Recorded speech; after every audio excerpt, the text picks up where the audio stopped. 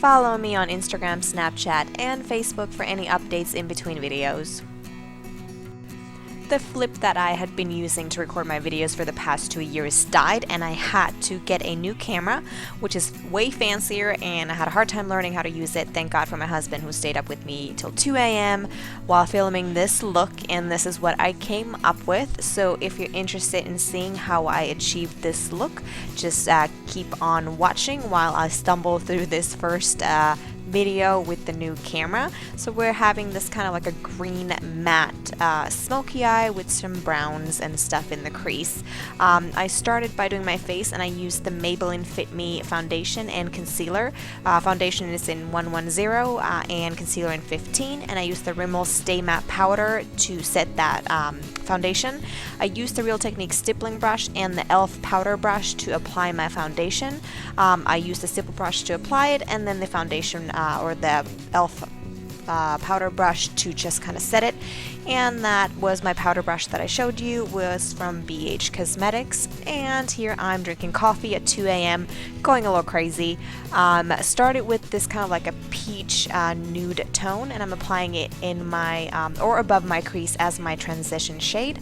I just thought these kind of peachy brownish shades looked good with the green, kind of muted it down and didn't make it look too crazy. So I'm blending this above my crease and building it up, and then I'm picking up this kind of caramel brown shade and I'm applying it in the crease, and I'm really finding that socket there and kind of brushing it in, and just keep blending to make sure that the look is as seamless as possible. And we'll be going back several times to just keep blending more on these shadows. And then I'm picking up the Smokey palette from Coastalscents, and I'm picking up this really dark green shade. It was kind of hard to find a green shade that's kind of deep and has that emerald tone without the shimmer, and this palette had the perfect green, so that it's not too much of a clownish green, if you know what I mean. It's green matte colors are kind of hard to work with. And then I'm picking up that same green on the crease brush, and I'm just slightly dusting it right above, kind of blending it into the brown, trying to make it seem again like really feathered and blend it out. And I'm picking up also more of that brown as well as the peach shade, and I'm just going back and forth and blending and building it up and blending and building it up, so that again it just looks seamless and not like just blob of colors. And you know, blending is always what takes the longest in every look, so just keep going back as many times as needed just to make sure that the look looks good and not too crazy. And then I'm just picking up this kind of like a nude, slightly shimmer shade, and I'm applying this in my inner corner where I did not apply the green matte shade, and also below my brow bone. And then this is the BH10 concealer palette, and I'm just cleaning it up, and I actually dropped this palette again. Got a little tired and crazy at 2 a.m. in the morning. And then just cleaning up the edges of this makeup and just making it look seamless. And then I'm going back with that powder brush, which is great for foundation, by the way, just to make it a little bit more smoother so that's not too harsh of a line on the edge right there. Then that caramelly brown color that I applied in the crease, I'm applying on my lower lash line 2/3 of the way.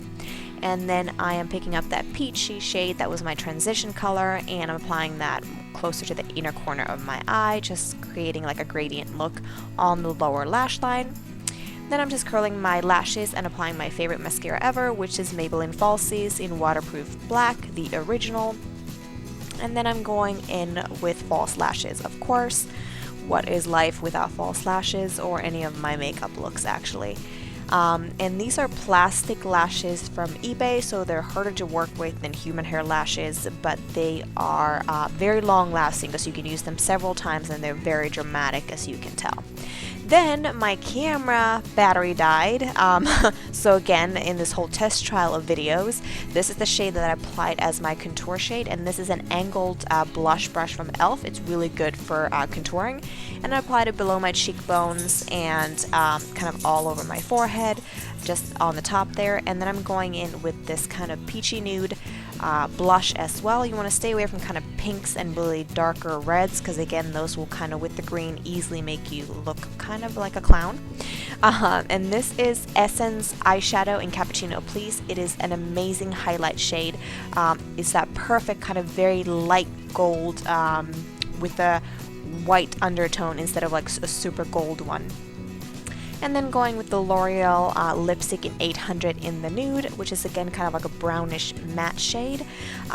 So again, keeping up with the kind of like more nuder tones, since the green is kind of overpowering on the eyes. So this is the finished look. I hope you enjoyed the tutorial. Please rate, comment, and subscribe, and stay beautiful, my dolls.